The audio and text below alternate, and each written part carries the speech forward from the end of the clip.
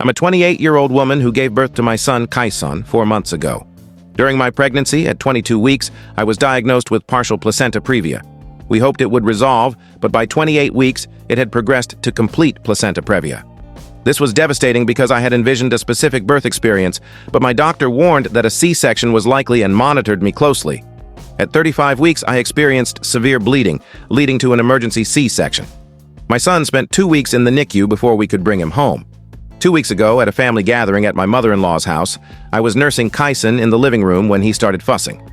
After feeding him, I passed him to my sister-in-law, Sil, who wanted to hold him. While chatting, the conversation turned to her childbirth experience, which she described as effortless. I expressed my hope to have a vaginal birth next time, and she remarked that natural births require consistent preparation throughout pregnancy. She then criticized me for not staying active, implying my lack of exercise caused my C-section. I explained that my placenta previa restricted my activity, but she dismissed it, comparing it to her round ligament pain, which she managed while staying active. She insisted that my body could have handled the pregnancy better if I'd relaxed and trusted nature, claiming my C-section was preventable. Angry, I told her off, took Kaison back, and left with my husband. Later, I heard she told others I overreacted and stormed out. When she asked to visit Kaison days later, I declined, saying I wasn't ready to see her. She accused me of using my son to punish her. Throughout my pregnancy, she'd given unsolicited advice about fixing my placenta previa, and I suspect she believes her advice could have led to a natural birth. Her comments reopened my sadness about my birth experience not going as planned, which I thought I'd processed. Update 1, June 10th, 2025 I posted earlier today, and am overwhelmed by the support I've received. When I shared the incident with my husband, his response disappointed me. I explained everything, but he brushed it off as a women's disagreement and refused to get involved. I asked him to at least ask Sil to be more considerate, but he suggested I discuss it with his mother, knowing she'd favor Sil, her favorite child. I requested his presence for support, but he insisted birth-related issues should be handled by women. He also suggested therapy, implying my reaction stemmed from unresolved feelings about my C-section. While he's partly right, I just want him to support me and confront his sister. Is that unreasonable? I lack a local support system. My parents live abroad, and I'm in my husband's country with only a few friends. Your kind comments have meant so much. Update 2, June 14th, 2025. Thank you all for the incredible support on my previous posts. Your encouragement gave me the strength to take action today. Some commenters criticized Kaison's name, but my husband chose his middle name while I picked his first, so I used Kaison here for privacy. I realize now I could have used a fake name. Today was chaotic. I confronted Sil and my mother-in-law, then spoke with my husband, and it went terribly. The meeting with Sil and my mother-in-law happened at my mother-in-law's home at 10 a.m. I arrived alone as my husband didn't join me. Sil immediately asked why I was so upset. I recounted her remarks, and she doubled down, saying she was just stating facts. Drawing on your advice, I explained placenta previa, its risks, and how it differs from round ligament pain. She scoffed, claiming doctors push C-sections for profit. My mother-in-law defended her, urging me not to take it personally. When Sil called me overly sensitive and incompetent, I snapped back and started to leave, with Kaison in a baby carrier. Sil grabbed my arm, demanding I stay and accusing me of withholding her nephew. I warned her to release me or face legal consequences, and she let go. I told them they'd see Kaison when they acted maturely. I was trembling, but proud for standing up for myself. At home, I found my husband absent, so I put Kaison down for a nap and called my dad, who was furious and urged me to leave or return to my home country. When my husband returned, he was in a foul mood and asked about the meeting. I said it went poorly, and he revealed his mother had called, claiming I screamed and upset Kaison. Sil corroborated her story. I explained what really happened, but he accused me of causing drama over a few comments. When I said I'd leave with Kaison to be with people who care, he grabbed my arm, insisting his son wasn't going anywhere. He blamed my insecurity for the conflict and brought up past issues with his family I'd rather not revisit. As things escalated and Kaison cried, I asked him to calm down, but he grew angrier, lashing out at a wall. Frightened, I said I needed a safe space and left with Kaison for a hotel. I planned to relocate to another city and rebuild my life, possibly transferring jobs. My husband has since called, apologizing and claiming frustration drove his behavior. He's seen my posts and accuses me of letting online strangers turn me against his family. He says he's torn between me and his sister, but I told him Kaison shouldn't grow up in this environment and stopped replying. I'm questioning if I overreacted or if his anger and their lies justify my actions.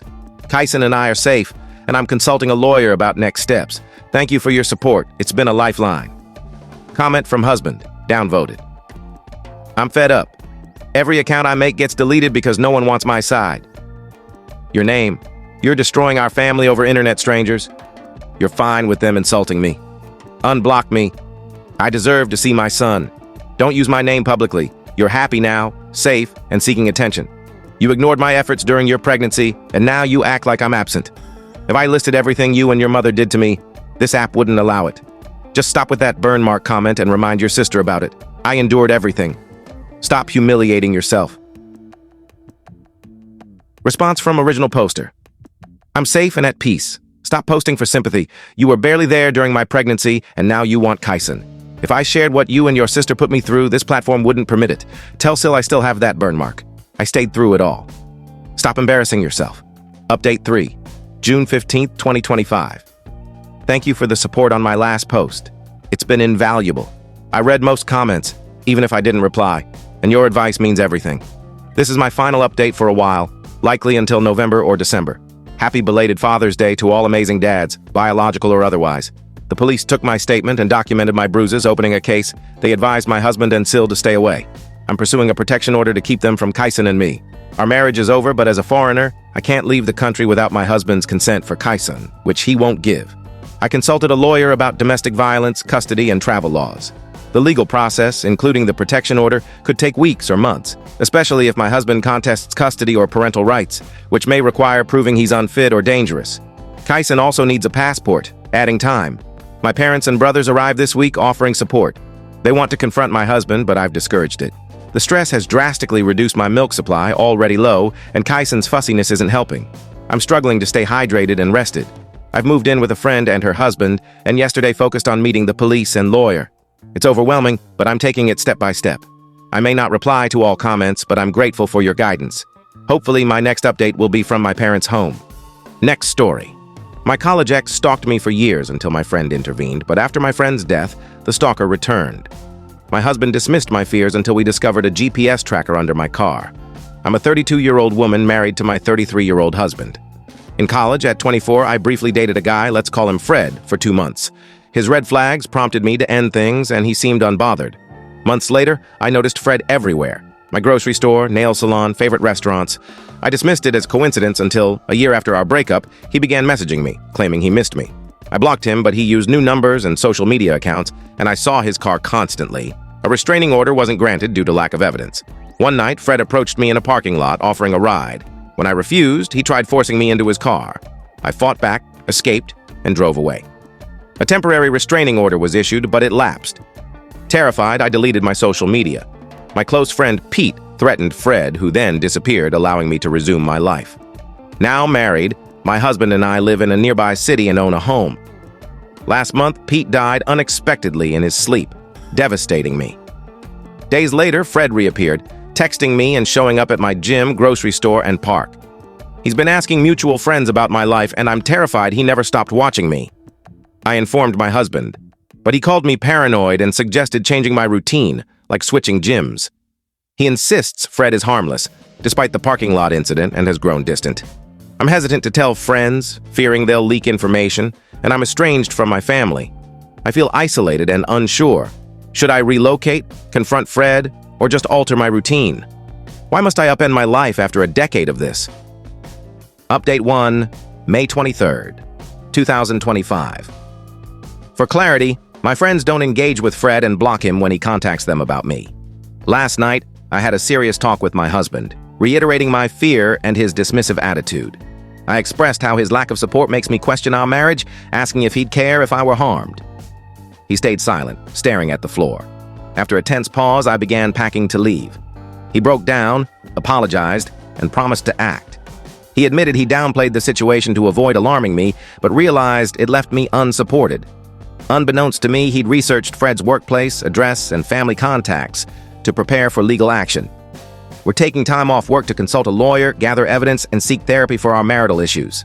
I've saved voicemails from Fred, some incoherent, others sounding like one-sided conversations, which are unsettling. My husband is now checking my car for tracking devices and supporting me fully. I'll update if we find anything. Update 2, June 6th, 2025. Thank you for your advice, especially recommending The Gift of Fear, which was eye-opening. Though my husband found nothing in my car, I felt uneasy and took it to a mechanic explaining my situation. Days later, he discovered a small magnetic cube hidden underneath, a GPS tracker. Shocked, I photographed it, contacted my lawyer, and met them with my husband. I felt violated, wondering how long Fred had tracked me and if he was watching then. My lawyer secured a temporary restraining order that day, and we're pursuing a permanent one, though it requires facing Fred in court, a draining process. We checked my husband's car and home for devices. Nothing was found. I've alerted neighbors to watch for suspicious activity, and am training for a concealed carry permit. I'll update if Fred escalates. Thank you for your support.